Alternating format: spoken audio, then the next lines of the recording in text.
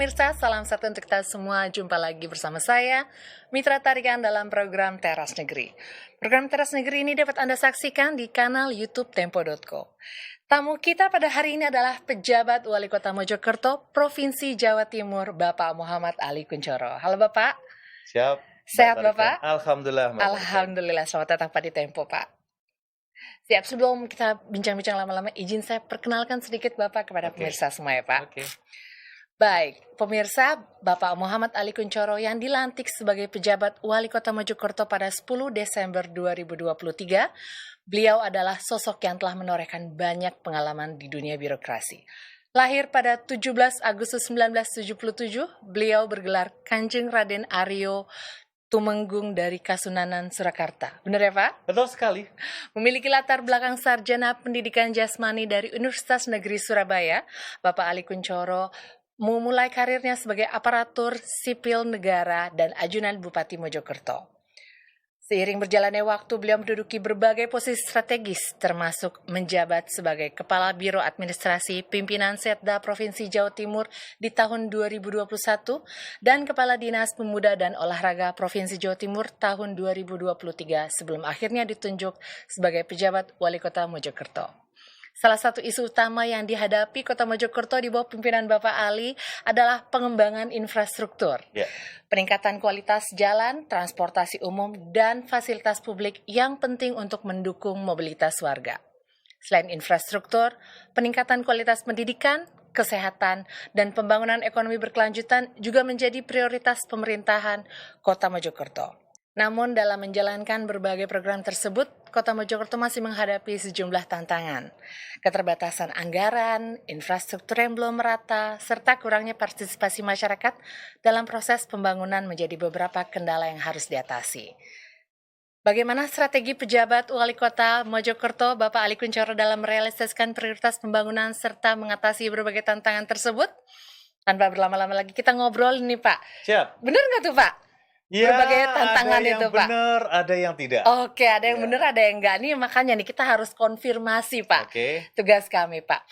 Ini kalau boleh tahu nih, Pak, bagaimana nih, Pak, Bapak melihat perkembangan infrastruktur seperti yang tadi saya katakan, Pak? Jadi saya sampaikan ya, indeks infrastruktur yang ada di Kota Mojokerto Baik, itu saat Pak. ini di angka 88,89. Jadi sudah di atas rata-rata. Dan kita ini konsep pembangunan yang ada di Kota Mojokerto itu mengadopsi pada warisan budaya dan sejarah besarnya. Kita kan masuk dalam wilayah atau telatah bumi Mojopahit. Jadi kebesaran Mojopahit itu yang kita angkat. Sehingga tagline kami itu di Kota Mojokerto adalah Spirit of Mojopahit. Jadi semangat Mojopahit, sebuah kerajaan besar di abad 14, dengan Mahapatihnya yang luar biasa, Gajah Mada, yang mampu mempersatukan Nusantara sampai dengan saat ini istilah Nusantara pun masih dipakai untuk IKN. Benar ya kan? Sekali. Dan kami beranggapan bahwa kita tidak saja harus menggunakan semangat itu, tapi bagaimana semangat itu bisa tumbuh, berkembang, dan berdampak bagi masyarakat. Dan balik lagi terkait masalah infrastruktur, alhamdulillah semuanya dalam tataran sudah di atas rata-rata. Dan yang terpenting lagi, kita sudah mulai berpikir masa depan. Apa yang kita pikirkan? Maka pertama saat ini permasalahan tata kota itu kan terletak pada yang pertama itu tingkat kemacetan. Tidak ada satu kota pun yang tidak macet. Kita punya Surabaya, kita ini penyangga, ada istilah gerbang Kertasusila. Dan kita bikinkan konsep kolaborasi dengan pemerintah provinsi dan para daerah kota penyangga Surabaya itu kerjasama dengan pemerintah dari Jerman. Bikin semacam Sustainable Urban Mobility Plan. Bagaimana menciptakan sebuah moda transportasi massal, jejaringnya itu menyeluruh. Jadi tidak saja berpikir layanan transportasi massal yang aman, nyaman, terjangkau tepat waktu, tapi juga huniannya. Itu mulai kita pikirkan. Dan kita juga sudah berpikir bagaimana mempersiapkan hunian masa depan. Maksudnya kan sekarang, apartemen berarti Pak ya? Jadi sudah tidak lagi perumahan tapak, karena Kota Mojokerto sekali lagi hanya 3 kecamatan.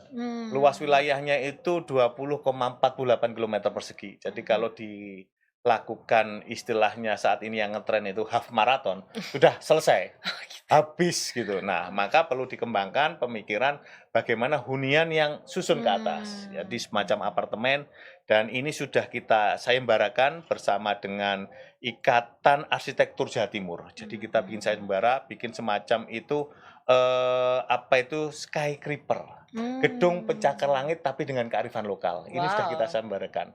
Tujuan kami yakni ke depan semua harus kita mitigasi. Menyiapkan hunian kota yang betul-betul green, yang sangat-sangat udaranya bagus, seperti istilahnya Pak Presiden Pak Jokowi, IKN itu kan indeks kualitas udaranya kan di bawah 50. Lah Kota Mojokerto hari ini sudah di atas 60. Wow. Jadi memang idealnya kan di bawah 50 sehingga orang bisa tetap hidup sehat. Ini yang terus kita garap, kita juga akan bangun taman-taman kota, daerah resapan, karena posisi Kota Mojokerto itu seperti cekungan gitu, Pak. Oke, Jadi kalau rawan kena, ini ya, Pak, ya? istilah kami kan Sabdas Hilir. Jadi sub Oke. daerah aliran sungai hilir. Ada 7 aliran sungai yang mengaliri Kota Mhm. Mojokerto. Kalau intensitas tinggi, Mhm. ditopang lagi dengan banyaknya curah hujan di atas, tetangga sebelah Kabupaten Mojokerto di Pacet itu, Trawas, maka pasti akan terjadi genangan. Oke. Bukan kenangan, jadi akan jadi genangan. Dan itu Jauh kita ya bangun ternyata ya? resapan-resapan itu kita bangun lah.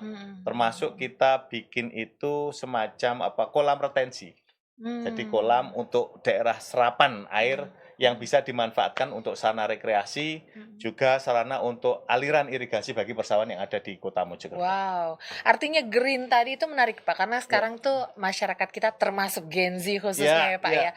Ini faktor green dan sustainability itu tinggi sekali Pak. Mungkin boleh dielaborasi sedikit lagi Pak, apa nih yang mungkin sudah dilakukan, dan tadi ada beberapa yang mungkin masih rencana ya Pak ya, tapi yang sudah mungkin dilakukan itu seperti apa tuh Pak? Jadi kan begini Mbak, Kota Mojokerto ini unik. Jadi masyarakatnya kan tidak terlalu banyak. Tapi sejauh ini IPM kita juga bagus. Jadi di angka 81,73. Sangat tinggi IPM. Harapan hidup itu sudah di angka 75,99. Hampir 76. Orang bisa hidup rata-rata di Kota Mojokerto itu usianya 76 tahun. Wow. Nah, padahal rata-rata nasional itu 73 kalau nggak salah ya. Kita lebih sehat, tapi bagaimana kita berpikir tidak hanya sehat tapi produktif. Kalau tidak, itu maka akan menjadi beban Gen Z. Makanya Gen Z punya istilah kan generasi stroberi. Dan generasi berlapis-lapis itu apa istilahnya itu? Sandwich, ya kan? Karena menanggung beban banyak. Nah, apa yang kita lakukan terkait masalah green economy, semua negara kan punya komitmen net zero emission di tahun 2060. Termasuk Indonesia. Nah, Mojokerto meskipun kota kecil juga harus memberikan sumbangsih untuk itu. Apa? Kita bikin kolam retensi, kita melakukan penanaman hutan, kita juga punya camping ground, kita juga mengajarkan masyarakat untuk peduli terhadap lingkungan. Bagaimana kita jaga alam sehingga alam menjaga kita. Ini terus kita sosialisasikan. Jadi harmonisasi antara manusia dengan semesta atau lingkungan itu betul-betul kita padu-padankan. Jadi banyak hal-hal yang kita harus tujuan mengedukasi masyarakat, sehingga program-program yang tentunya diharapkan itu bisa mewujudkan green economy itu betul-betul bisa terwujud, termasuk bagaimana mengolah sampah dengan baik dan benar, mulai dari hulu di warga pemilahan sampai nanti ke tempat pembuangan sementara, sampai ke TPA tempat pembuangan air akhir. Itu betul-betul kita edukasi dan kita jalankan. Soal edukasi tadi Pak, ini kan kalau kita ngomongin edukasi itu berat Pak sebenarnya ya Pak ya. Apalagi ini masuk ke anak-anak gitu kan Pak ya. Ini gimana edukasi soal green misalnya, apakah ini sampai ke anak-anak atau maksudnya lembaga formal atau seperti apa tuh Pak? Pendekatannya selalu kita pendekatan pentahelix. Kita mengajak seluruh elemen strategis yang ada di Kota Mojokerto terlibat. Jadi pemerintahnya terlibat, terus pihak swastanya terlibat, medianya terlibat, pengusahanya terlibat, TNI Polri-nya terlibat. Jadi pentahelix ini kita betul-betul masifkan. Nah, kenapa harus dimulai dari anak? Karena ini terkait masalah habit. Ya, benar. Perilaku. Ketika ngomong green economy, maka green lingkungan yang sehat, hijau, itu kan dimulai dari perilaku sejak dini. Edukasi yang dilakukan di sekolah, kita kan bekerja sama dengan LH, lingkungan hidup kan ada sekolah adiwiyata. Jadi ditanamkan sejak kecil bagaimana mencintai alam, menjaga alam, tidak merusak alam, tidak membikin atau merusak pohon-pohon yang ada, terus menyirami. Hal-hal kayak begitu diajarkan di sekolahan. Sehingga ketika di sekolahnya sudah masif, mereka pasti akan sudah tertanam dalam bawah sadarnya bahwa kita ini harus betul-betul peduli terhadap lingkungan. Sekali lagi saat ini sudah tidak lagi era pemanasan global, Ya, tapi pendidikan global. benar. Nah, itu kita tanamkan karena ketika bumi ini sudah semakin panas, maka kehidupan juga akan hancur. Itu yang Wow. kita tanamkan. Wow, keren. Siap. Tapi dari segi kita sekarang ngomongin tentang edukasi nih Ya. Pak ya. Selain tentu saja mengedukasi soal isu hijau ini Ya. Pak kepada anak-anak kita, tentu saja formalnya itu juga penting Pak. Mungkin ada nggak sih Pak sebenarnya tantangan dari hal pendidikan Pak kalau misalnya di Mojokerto ini Pak? Kalau bicara tantangan pendidikan, saya pikir semua daerah sama ya. Saat ini kan perang kita itu mempersiapkan generasi masa depan. Generasi zilenial ini kan dikatakan generasi yang rapuh. Jadi mereka terlalu banyak mager, malas bergerak, mereka kehidupannya hanya fokus pada gadget. Nah, ini yang harus betul-betul kita bangkitkan. Karena sekali lagi mereka nanti akan menjadi backbone kita. Ya, Pemerintah pusat pun sudah mencanangkan bahwa 2045 itu adalah generasi emas. generasi emas di mana 2030, 2035 itu kan bonus demografi. Ya. Meskipun bonus demografi saat ini agak sedikit terganggu karena banyaknya generasi muda yang nggak mau menikah, kan gitu kan. Ini agak terganggu. Makanya ini PR semua daerah. Ini PR semua daerah, jangan sampai Indonesia emas yang kita gadang-gadang justru akan menjadi Indonesia cemas. Nah, menggerakkan generasi muda ini lain kalau kita bayangkan dengan generasi kita. Jadi mereka itu harus dituntun dan harus kita bisa memberi keteladanan. Kalau kita hanya ngomong saja, direct, nasihati, tapi tidak bisa memberi keteladanan, mereka juga tidak akan pernah ngikut kita. Makanya diperlukan sosok-sosok pribadi yang unggul, yang mampu memberikan sebuah gambaran utuh kepada generasi muda untuk betul-betul bisa ngikutin. Kalau hanya ngomong saja, saya pikir mereka juga cukup brilian untuk memberikan pertanyaan-pertanyaan kritis. Jadi kita harus kuat di literasi kita penyampaian, tapi juga harus punya perilaku yang betul-betul bisa jadi contoh buat mereka.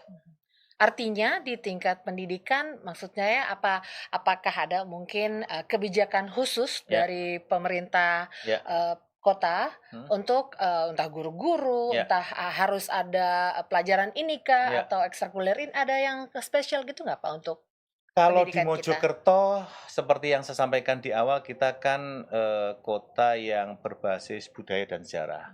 Maka muatan lokal itu kan tentang kebesaran kerajaan kita. Itu kita sampaikan kepada para peserta anak didik kita, biar mereka tahu bahwa sejarah panjang yang sudah dimiliki oleh kota Mojokerto itu bisa diulang kembali. Bahwa kebesaran Mojopahit itu bisa diciptakan kembali.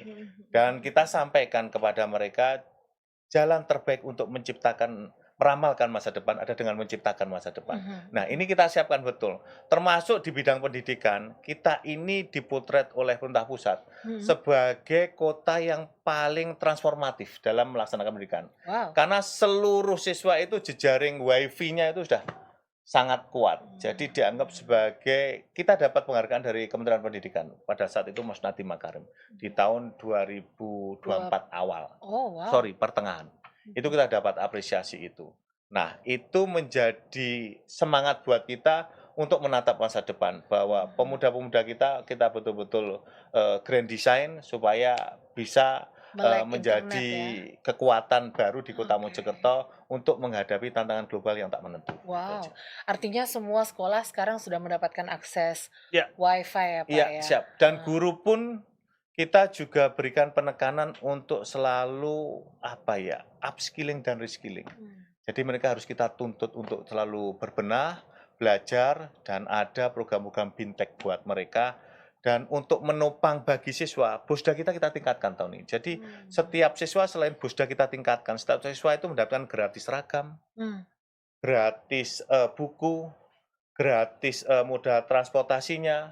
Sampai transport ya Pak ya? Gratis tas, gratis sepatu. Jadi masyarakat Kota Mojokerto kalau soal pendidikan saya pikir patut bersyukur lah Pak. Asik.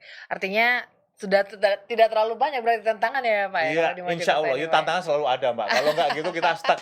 Oh, yang lain akan lewat dong. Kan Baik, baik. ada semacam ungkapan kalau kita mau tinggal di tempat, maka kita harus berlari cepat.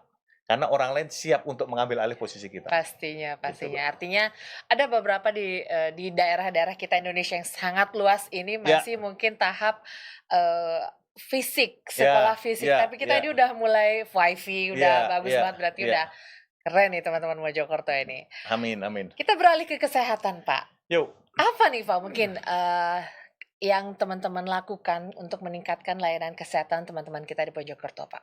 Ya. Kesehatan kita itu ILP, integrasi layanan publik. Kita itu punya 6 puskesmas, 170 posyandu. Penduduk kita itu sekitar 105.000, lebih sedikit. Nah, semuanya sudah kita cover dengan BPJS. Jadi UHC kita, Universal Health Coverage kita, itu sekali lagi ini bukan kok kita ngangkat nama Kota Mojokerto, tapi ini yang saya sampaikan adalah fakta dan data. Bahwa performa kinerja OPD sangat bagus.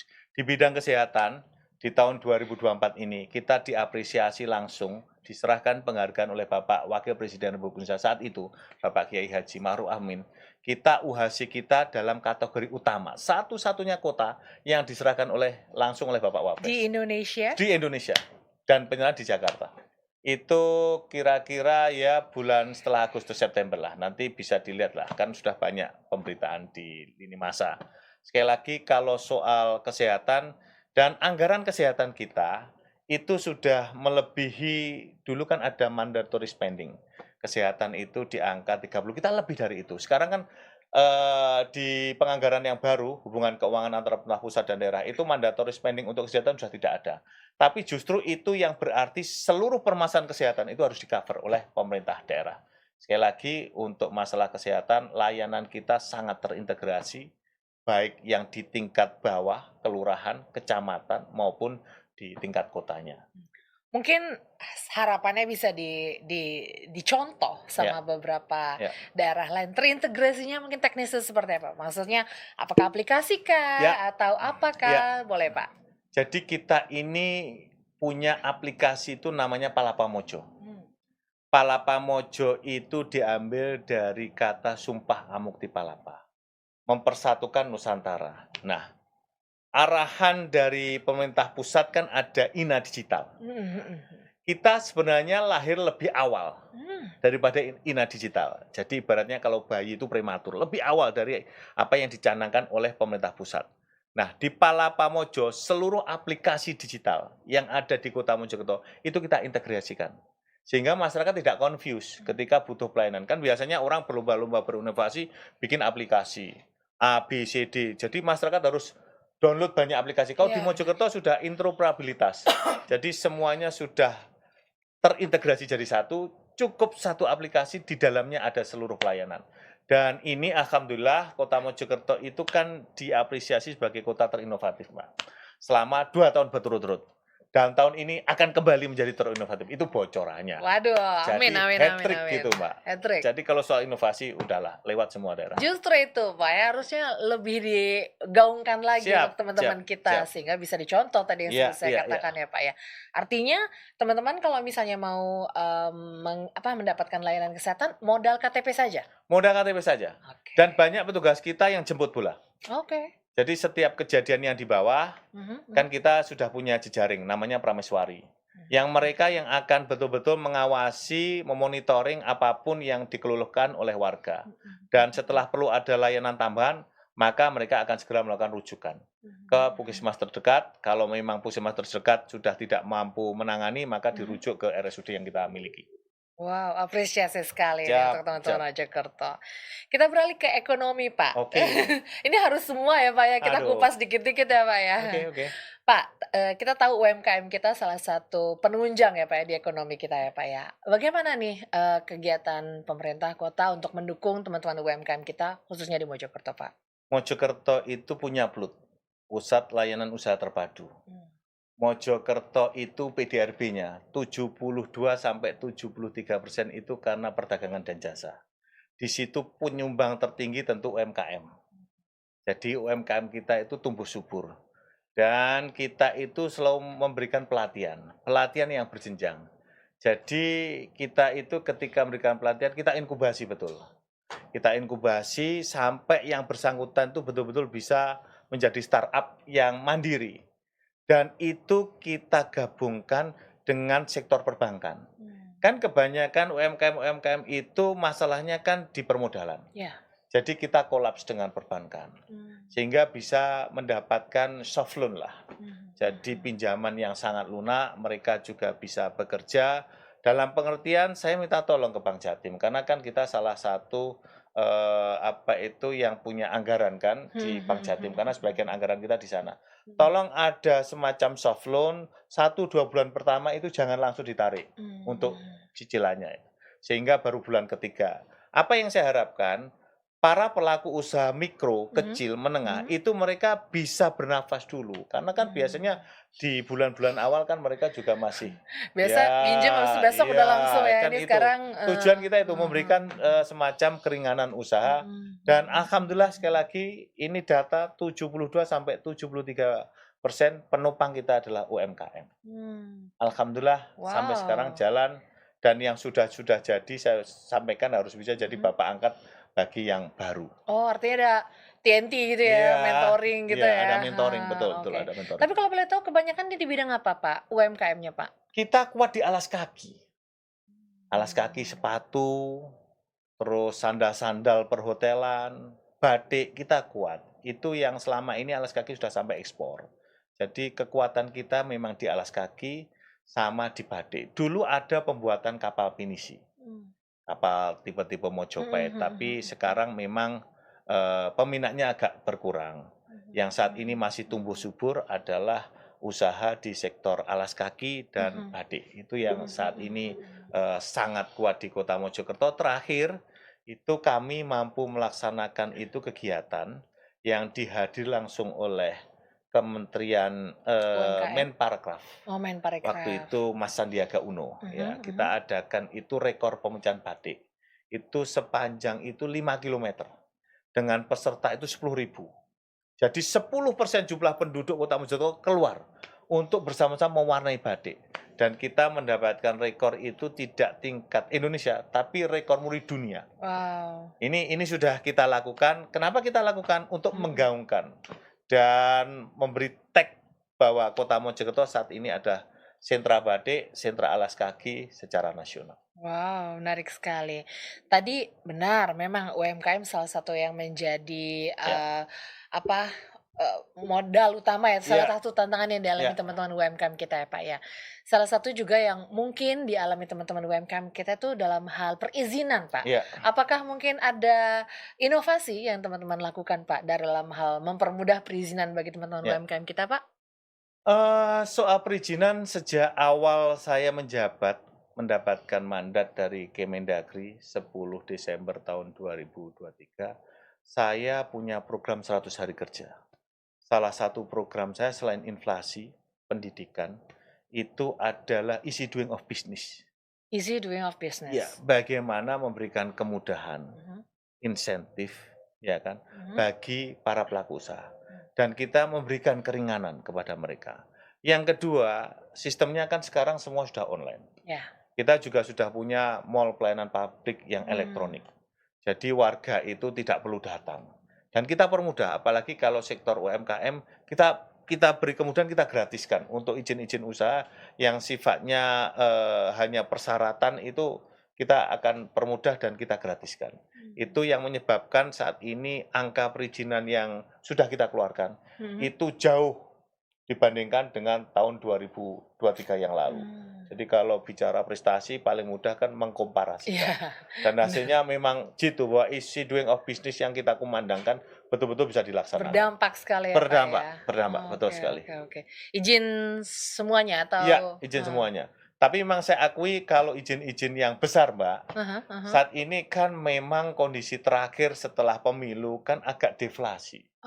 Maksud saya, ya pertumbuhan daya beli masyarakat kan agak turun. Dan itu juga sampai juga ke Mojokerto. Tapi akhir-akhir ini trennya sudah mulai naik lagi setelah sebelum pilkada sama jelang Nataru. Natal dan Tahun Baru. Baiklah. Pak, Hmm, tadi kita sudah melihat prestasi di bidang, ya, pendidikan, ya, layanan kesehatan juga, Pak. Ini yang kami dengar, benar apa salah, masih ada tantangan dalam hal, eee, partisipasi masyarakat, Pak. ya. Itu benar atau enggak dan seperti apa nih, Pak, yang Bapak lihat, Pak? Ya, masyarakat itu kan memang heterogen. Hmm. Jadi Termasuk di ada, Mojokerto juga iya cukup dong, heterogen ya, Pak, iya ya? dong. Ada yang memang mohon maaf sangat aktif Mhm, dalam proses pengambilan keputusan, mhm, perencanaan. Kan ada musrenbang. mhm, Musrenbang tingkat kelurahan, mhm, mhm, musrenbang tingkat kecamatan, sampai dengan musrenbang di tingkat kota. mhm. Kalau masyarakat itu saya pikir sejauh ini memang adalah, tapi prosentasenya sangat kecil. Rata-rata mereka sangat aware dengan program-program yang dilakukan oleh pemerintah Mhm, daerah. Dan mhm, kita ini punya kanal yang bernama Sapa Mas PJ. Mas PJ mmm. itu masalah akan selesai pas jawabannya. Oh gitu Ya, ya? Mas PJ, ya Oke. itu tagline. Nah, setiap permasalahan yang ada di masyarakat, mereka akan report. Apakah itu saran, masukan, permasalahan, Di nomor atau apa? ya di aplikasi, Oh aplikasi, sorry, heeh, aplikasi. heeh. Dan itu akan kita respon paling lambat 1 kali 24 jam sudah itu harus ada follow up yang di bawah. Dan Mhm, ini efektif. mhm, Saya kan melihat, oh ternyata masyarakat aware, apapun keluhannya pasti disampaikan. mhm, Apakah ada saluran yang tersumbat, apakah ada pohon tumbang, apakah ada kabel yang terkelupas atau putus, apakah ada kenakalan remaja, apakah ada mhm, mhm. kasus di keluarga penganiayaan terhadap Oke. anggota keluarga, semuanya muncul di layanan Sapa Mas PJ. Mmm, Dan saya sudah instruksikan kepada seluruh kepala OPD mhm, agar tindak lanjut tidak lebih dari 1 kali 24 jam. Ketika mmm, lebih, saya akan turun langsung untuk pastikan mmm, dan menyelesaikan permasalahan itu. Jadi sekali mhm. lagi kalau bilang partisipasi masyarakat, ya sebagian pasti adalah Mhm. yang kontra. Maha benar netizen dengan segala firman-Nya lah. Nyinyir-nyinyir dikit boleh lah. Geng Tapi netizen plus enam dua ini iya memang dong. agak-agak gimana gitu, Pak, Iya, ya? agak gimana gitu. Tapi sebagian besar Ah hah. sangat bijak, sangat bertanggung jawab Oke. dan paham betul posisinya. Mhm. Mungkin boleh sedikit dijelaskan lagi, itu menarik sih selain, ngasih tahu ya apa kondisi-kondisi mereka, apalagi Pak mungkin partisipasi masyarakat yang sudah dilakukan gitu, oleh teman-teman Mojokerto ini, Pak? Kita kan berusaha dalam melakukan proses pembangunan di Kota Mojokerto kan punya semacam tagline "No one left behind". Mhm, mhm, Tidak ada satupun warga yang kita tinggal. mhm. Lebih-lebih dengan saudara-saudara kita yang mohon maaf difabel, Iya, heeh. different ability. Iya benar. Itu kita pada saat musrenbang kita adakan, Mbak. Mmm, Jadi semacam musrenbang tematik untuk mengakomodir mereka.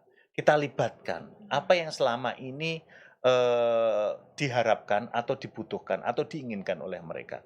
Dan sekali lagi selama saya sebagai penjabat saya selalu sampaikan bahwa ketika menciptakan program itu jangan kopas, jangan copy paste. Yang kedua, ditanyakan citizen centris, masyarakat mau mmm. apa? Apa yang Iya, dibutuhkan gitu jangan ya, kita Pak, heboh ya? sendiri, Iya, iya, iya, iya, membangun iya. karena ada anggaran, tapi akhirnya ketika dibangun tidak bisa dimanfaatkan dengan Iya, baik. iya, iya, iya. Karena apa? Tidak tanya apa yang dibutuhkan oleh masyarakat. Oke. Ini yang sering terjadi di pemerintah daerah. Mhm, Nah, di mhm, masa mhm. saya sebagai penjabat wali kota, itu saya tanya kepada masyarakat, apa yang dibutuhkan? Itu yang selalu saya sampaikan menjadi sebuah program prioritas unggulan Mmm. di pemerintah Kota Mojokerto selain program strategis nasional yang harus kita Mhm, ampu. mhm, Kan ada mhm. tagging Benar, itu dari benar, pemerintah benar, pusat, benar. kemiskinan, Benar.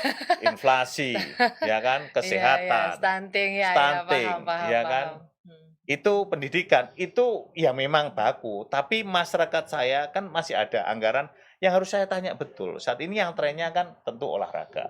Masyarakat kan pengennya Mmm, aktif sekarang, gerak. Lah, sarana olahraga kita perbaiki dan itu pasti manfaat. oke. Karena mereka meminta dan membutuhkan Iya, gitu. iya, iya, Tapi iya, kalau iya, kita iya. bangunan fisik mercusuar yang terkadang kita pengen ada semacam apa ya, Icon atau apa? hegemoni, icon Heeh. atau istilahnya apa itu, legacy. Legacy, Legacy itu warisan kan budaya, heeh, iya, heeh. ternyata malah nggak dimanfaatkan. Oke. Itu yang saya pikir muspro, Eman, karena setiap anggaran negara itu kan mesti akuntabel, harus bisa dipertanggungjawabkan, itu aja. Pastinya, Siap. pastinya, Pak. Menarik sekali, Pak. Masih juga keterlibatan di bidang pariwisata, Pak. Ya, Kita tahu bahwa Indonesia ini sebenarnya kan, bagus sekali Pak dalam hal pariwisata ya, Pak, ya. hmm, Kita punya gunung, even kota juga banyak banget nih yang bisa kita pamerkan kepada ya. para wisatawan kita, Pak. Kalau Mojokerto apa nih, Pak, yang mungkin bisa kita kasih tahu kepada netizen seluruh dunia nih, Pak, dari segi Netizen pariwisata? seluruh dunia, Kota Mojokerto sekali lagi kekuatannya pada sejarah dan budaya. Baik. Kita secara geografis tidak ada gunung, tidak ada pantai, Mhm ya mhm. kan? Tapi kita punya sejarah panjang. Di sana ada Gubuk Wayang. Gubuk Wayang itu tempat di mana orang bisa belajar tentang budaya. Itu Mhm ada mhm boneka si Unyil, ada mhm. wayang-wayang Potehi, Mhm itu mhm. kita punya. Yang kedua, bangunan-bangunan kita itu mencerminkan kekuatan budaya sejarah yang kita miliki. Tidak ada satupun bangunan di Kota Mojokerto yang tidak bernuansa atau bercorak Mojopahit. Nah, yang ketiga, kekuatan kita apa? Kuliner, Mbak. Karena sekali lagi itu ada salah satu survei bahwa orang itu datang ke satu daerah itu bukan karena kegiatannya, yang pertama itu kuliner. Yang lainnya ngikut. Ini survei, by survei dari Kementerian Pariwisata. Jadi kuliner kita sangat kuat. Kita juga ada sambal water, itu menjadi khas makanan yang dianggap makanan para raja dulu gitu loh. Nah, itu menjadi kekuatan kita. Jadi kuliner kita ini sangat kuat dan industri halal Mhm sedang kita mhm kembangkan karena mhm mhm. apa itu istilahnya potensi pengembangan industri halal itu sangat gede Benar peluangnya. benar, Pak. Itu yang selalu saya gaungkan dan ini sudah ditindaklanjuti oleh dinas terkait, dalam hal ini Dinas Koperasi UKM dan Perindah. Mhm. Seperti itu, Pak. Menarik banget. Dari segi tadi budaya, Hmm, wayang, itu kan lebih ke storytelling ya, Pak, iya, ya. Apakah mungkin ada, beberapa kota, membuat event tertentu gitu, entah, apa, tahunan, bulanan, kalau di Mojokerto seperti apa, Pak? saya kemarin di tahun saya menjabat, ini kali Mhm. pertama saya adakan. Saya adakan itu Spirit of Mojopahit Night Run. Night run, oh Night Run, malam-malam larinya, Pak? malam, Wow. mengitari nuansa kota Mojokerto. Kenapa? Karena saya Mhm pengen gali itu kekuatannya kota Mojokerto. mhm Yang mhm. kedua, saya ngikuti tren. Mmm. Tren saat ini orang itu pengen sehat, pengen Benar bugar, ya benar kan? benar. Tapi bukan bersepeda, lebih Mmm. kepada lari. Mmm. Dan itu saya kolapskan dengan entertain. Jadi ada hiburan, datangkan Mhm Denny mhm, Caknan gitu, waduh, Pilka. Jadi orang kan nikmati suasana iya, malam, heeh, setelah itu selesai mendapatkan medal, ya kan? heeh, Setelah itu nonton hiburan. sehat, Ya, entertain juga ya, Pak, ya? iya, jadi batiniah lahiriahnya Batinnya tercukupi, iya lahiriahnya, kan? pastinya. Jadi run. Yang kedua, kita juga punya event tahunan. Mmm, Ini yang sudah terjadi, kalau Netron kan baru. mhm Itu mhm. namanya Gerak Jalan Mojokerto Surabaya. Mmm. Orang jalan, Mojokerto, Surabaya Mojokerto Surabaya. emang nggak jauh, Pak? Waduh gempor, Pak. Itu Itu 60 berapa? kilometer lah. 60. Itu gempor, Pak. Tapi masyarakat antusiasme Oh, tinggi. wow. Dan itu kita kaitkan dengan semangat nasionalisme, patriotisme, kejuangan, perjuangan. November, Dan oke. pesertanya yang terakhir tahun yang lalu itu Heeh. sampai 11.000. Itu kan ada perorangan, ada kelompok, ada TNI, ada Polri, ada masyarakat. Itu sampai 11.000 ditambah lagi sama Kosti. Mmm. Kosti itu komunitas sepeda tua Indonesia.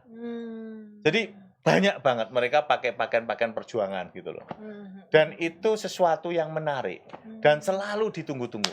Nanti tahun ini dilaksanakan tanggal 15 Desember. Tahun 15 Desember besok ini? Besok. Beberapa minggu lagi Iya, iya, saja? itu kolaps dengan pemerintah Provinsi Jawa Timur. Oke. Jadi dengan Dinas Kepemudaan dan Olahraga. Ini Pak yang kita perlu Start di tahu nih Kota Pak. Mojokerto, finish di Tugu Pahlawan, Wow, itu Surabaya. diikuti ada usianya Pak? Bebas, tapi persyaratannya harus melampirkan surat kesehatan. Oke. Tapi biasanya itu kan ada etapenya. Etape 1 nanti itu di Krian, biasanya ganti personil. Tapi sampai dengan hari ini yang sepuh-sepuh pun ikut, Mbak. Waduh, Terakhir kemarin tuh yang paling sepuh itu usia 79. wow. Kuat, Mbak. Jadi saya melihat bahwa orang sehat itu karena habit saja. Iya, benar. Kalau kayak kita ini yang mager-mager ya gempor, udah Waduh, Pak, lecet-lecet, saya jadi agak takut, Pak. Saya jadi malu nih lecet-lecet. disandingkan dengan teman-teman di Iya, Mojokerto iya, ini, saya Pak. pun malu apalagi Mbak ya. Waduh, menarik banget ya kegiatan-kegiatan. Tapi Iya, menurut saya ini patut banget Pak digaungkan iya, agar netizen seluruh Indonesia bahkan dunia bisa iya, main ikutan nih iya, Pak, iya. naik run dan Kita pengen kegiatan-kegiatan ngalahkan menarik. lah Borobudur Marathon. Boleh Pak, boleh, Iya boleh, dong, boleh. dan itu Pasti, harus mulai pasti. dibangun. Dan saya berusaha untuk membangun itu bagian dari legacy, ya kan? Ya semua berproses. Tapi saya pikir yakinlah nanti kalau ini sudah bisa menjadi masuk kalender nasional, lama-lama akan diakui secara internasional. Saya pikir bisa lah mengalahkan Borobudur Marathon dengan, Amin. ya kan sejarah selalu berulang, Mbak. Nggak ada sejarah Kami nggak berulang. dukung. Siap. Kami dukung Bapak. Terakhir Bapak, Iya. kita tahu jabatan itu tidak selamanya ya Iya, Pak iya, ya. iya. Apalagi kita baru mengadakan pilkada kemarin Siap. Pak ya. Siap.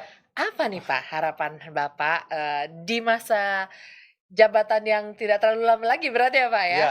Apa nih harapan khusus Bapak Pak untuk masyarakat Mojokerto khususnya Pak? Ini kan hari ini kebetulan kan bertepatan saya melaksanakan evaluasi triwulan keempat yang terakhir. Secara SK saya harus berakhir di tanggal 10 Desember. Saya tidak berandai-andai apakah diperpanjang sampai nanti serah terima jabatan di tanggal 10 Februari. Tapi saya ingat apa kata-kata Aristoteles, saya sudah sampaikan tadi. Bahwa hidup yang tidak pernah direnungkan, itu adalah hidup yang tidak ada artinya. Maka saya melakukan kontemplasi lah. Kira-kira yang sudah saya lakukan apa sih ke depan? Kurangnya apa? Terkadang itu kita kebanyakan kan saking karena rutinitas, kita lupa untuk berhenti sejenak. Ya, ya. Apa yang sudah kita lakukan? Nah, saya ini betul-betul kontemplasi atas amanah yang diberikan dan sebentar lagi tuntas.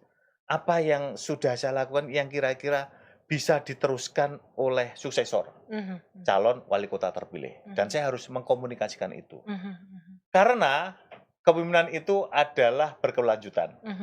Kepemimpinan tidak seperti kita mengisi di pom bensin, kata Pak Jokowi.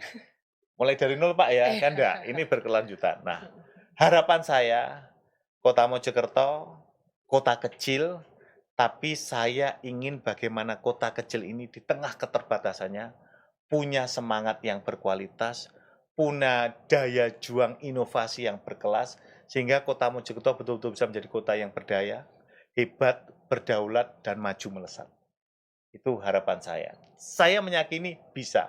Karena apa? Pak Bahlil bilang bahwa turunan Raja Jawa sesungguhnya adalah telatah Mojopahit. Itu bagi saya. Waduh, amin ya Rabbal alamin. Semoga Ya. Mojokerto terus sukses terus maju ya Amin, Pak ya. amin, amin, amin. Amin ya Rabbal alamin. Bapak terima kasih banyak Bapak Sama-sama, sudah terima berbagi. kasih. Senang sekali.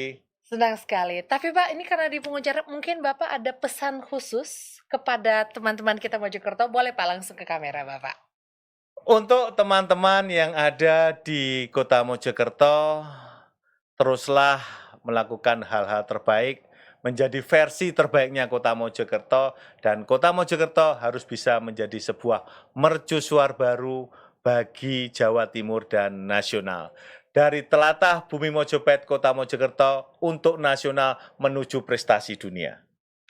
Baik, terima kasih Bapak. Terima kasih Bapak telah berkunjung ke Tempo dan berbagi informasi yang menurut saya keren banget nih dari teman-teman Mojokerto semua. Demikian bincang-bincang kita, pemirsa semua, bersama pejabat Wali Kota Mojokerto, Bapak Muhammad Ali Kuncoro. Program Teras Negeri akan kembali dengan sejumlah kepala daerah yang akan berbagi inspirasi untuk kemajuan negeri. Saya Mitra Tarikan beserta kru yang bertugas pamit undur diri. Sampai jumpa.